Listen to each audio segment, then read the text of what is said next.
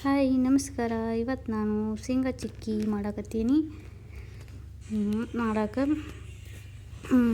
ಇಲ್ಲಿ ದಪ್ಪಂದ ಬಾಳ್ಗಿ ಇಟ್ಕೊಂಡೀನಿ. ನಾನು ದಪ್ಪಂದ ತಿಳಿದ ಬಾಳ್ಗಿ ಇಟ್ಕೊಂಡೀನಿ. ಇದಕ್ಕೆ 1 ಕಪ್ ಬೆಲ್ಲ ಹಾಕೊಂಡೀನಿ. ನಾನು ಸಣ್ಣಗೆ ಜಜ್ಜಿ ಹಾಕೊಂಡೀನಿ.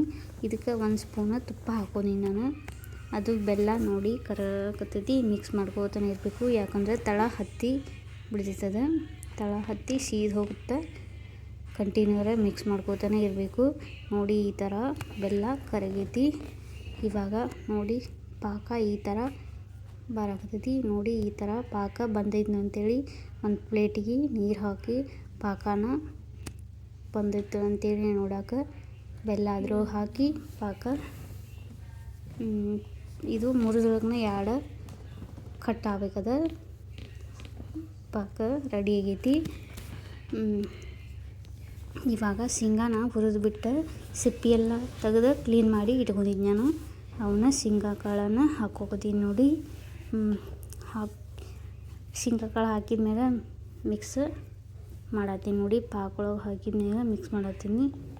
ಈ ಥರ ಎಲ್ಲ ಶೇಂಗಾ ಕಾಳು ಪಾಕದೊಳಗೆ ಎಲ್ಲ ಇವಾಗೋದನ್ನು ಮಿಕ್ಸ್ ಮಾಡಬೇಕು.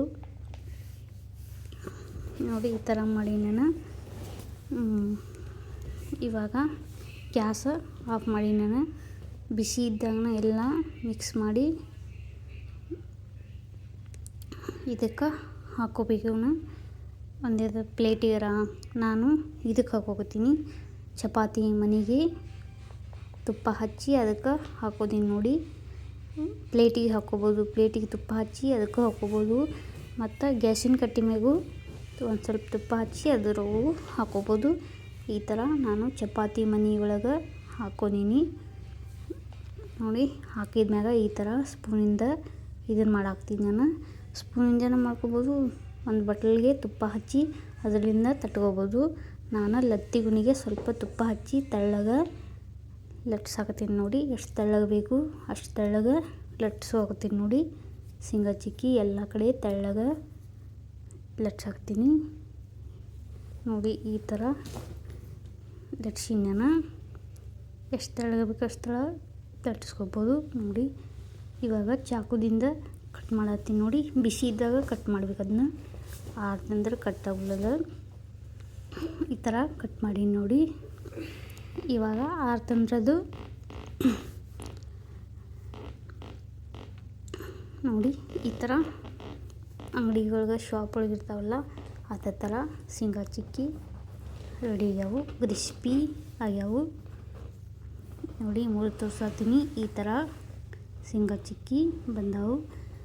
ಇವನ್ನ ಮಕ್ಕಳಿಗೆ ತಿನ್ನೋಕ್ಕೂ ಇಷ್ಟ ಆಗ್ತಾವೆ, ದೊಡ್ಡವ್ರಿಗೆ ಇಷ್ಟ ಆಗ್ತಾವೆ. ಎಲ್ಲ ಹೊರಗಡೆ ಹೊಂಟರು ತೊಗೊಂಡು ಹೋಗ್ಬೋದು. ಇವನ್ನ ಬಾಕ್ಸ್ ಒಳಗೆ ಇಟ್ಕೊಂಡು ಮತ್ತು ಮಾಡ್ಕೊಂಡು ಬಾಕ್ಸ್ ಒಳಗೆ ಇಟ್ಕೋಬೋದು. ಇವನ್ನ ಸ್ಟೋರ್ ಮಾಡ್ಕೋಬೋದು. ನಿಮ್ಗೇನಾರ ಈ ಶೇಂಗಾ ಚಿಕ್ಕಿ ರೆಸಿಪಿ ಇಷ್ಟ ಆದ್ರೆ ಒಂದು ಲೈಕ್ ಮಾಡಿ, ಸಬ್ಸ್ಕ್ರೈಬ್ ಮಾಡ್ಕೊರಿ, ಕಮೆಂಟ್ ಮಾಡಿ ಮತ್ತು ಶೇರ್ ಮಾಡಿ. ಧನ್ಯವಾದಗಳು.